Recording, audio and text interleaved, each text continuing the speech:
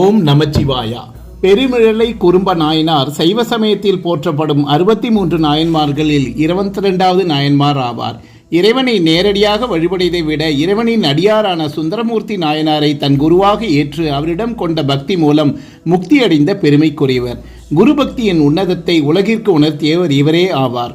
சோழ நாட்டில் ஒரு பகுதியான மிழிலை நாட்டின் தலைநகரமான பெருமிழிலையில் என்னும் ஊரில் பிறந்தார். இவர் குறும்பர் என்ற குறுநில மன்னர் அல்லது மேய்ச்சல் செய்யும் சமூகத்தை சேர்ந்தவர். இவர் பெருமிழிலை நாட்டின் குறுநிலை தலைவராகவும் செல்வாக்கு மிக்கவராகவும் திகழ்ந்துள்ளார். சிவபெருமான் மீது சிவ அடியார்கள் மீது அளவற்ற பக்தி கொண்டிருந்தார். நாள்தோறும் தன் ஊருக்கு வரும் சிவன் அடியார்களுக்கு இன்முகத்துடன் உணவு அளித்து ஆடைகளும் பொன்னும் பொருளும் வழங்கி மகிழ்ந்தார். அடியார்களின் தேவைகளை அறிந்து அவர்கள் கேட்கும் முன்மரே அவற்றை செய்து முடிப்பதை தம் தடைமையாக கொண்டிருந்தார். திருத்தொண்ட தொகை பாடிய சுந்தரமூர்த்தி நாயனாரின் பெருமைகளையும் மகிமைகளையும் பெருமிழலையார் கேள்விப்பட்டார்.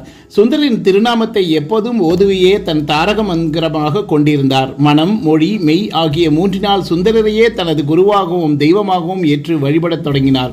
இந்த தீவிர குருபக்தியின் காரணமாக அவருக்கு அஷ்டமா சித்திகள், அதாவது 8 வகையான யோக ஆற்றல்கள் கைவரப் பெற்றன. அவர் முக்காலமும் உணரும் ஞானத்தை பெற்றார். ஒரு நாள் சுந்தரமூர்த்தி நாயனார் தனது பூலோக வாழ்க்கையை முடித்துக்கொண்டு சேரமான் பெருமாள் நாயனாருடன் வெள்ளை யானை ஏறி கைலாயத்திற்கு செல்லப் போகிறார் என்பதை தனது யோக ஞானத்தால் பெருமிழலையார் முன்கூட்டியே அறிந்தார். என் குருநாதர் கைலாயம் சென்ற பிறகு நான் மட்டும் இந்த பூமியில் வாழ்வது தகாது, அவருக்கு முன்பாகவே நான் கைலாயத்தை அடைய வேண்டும் என்று அவர் முடிவு செய்தார். சிவபெருமானை மனதில் இருத்தி பிரம்மரந்திரம் என்ற கபால யோக நெறியை பயன்படுத்தினார். தனது உயிரை உச்சிப்புலவின், அதாவது தலை உச்சியின் வழியாக மேலே எழச் செய்து சுந்தரர் கைலை செல்வதற்கு முன்பே அதற்கு முந்தைய நாளே தன் உடலை நீத்து சிவபெருமானின் திருவடி நிழலை முக்தி அடைந்தார். சேக்கிழார் பெருமான் அருளிய பெரிய புராணத்தில் இவரது வரலாறு வந்துள்ளது.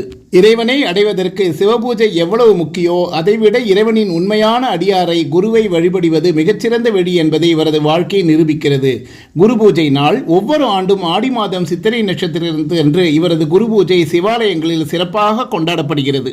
இறைவனின் திருவருளே இரவாத பெருஞ்செல்வம் என்பதை மனதில் இருத்திக் கொண்டு நமச்சிவாய எனும் திரு 5 எழுத்து மந்திரத்தை இடைவிடாது ஓதியும் இறைவனை உள்ளத்தில் எப்போதும் நினைத்து வண்ணமாக திகழ்ந்தார் இவர். கண்ணின் கருவிழியை பிரிந்து கண்ணால் இருக்க இயலாதது போல இறையடியாரான சுந்தரர் இல்லாத இடத்தில் நான் வாழேன், சுந்தரர் திருக்கையிலையை அடையும் முன்னரே யாம் சிவபதம் பெற வேண்டும் என்பதை உறுதியாக கொண்டார். குருநாதருக்காக உயிர் திறந்த ஒரு அரிய பக்தர். நன்றி, வணக்கம். மீண்டும் சந்திப்போம். திருச்சிற்றம்பலம்.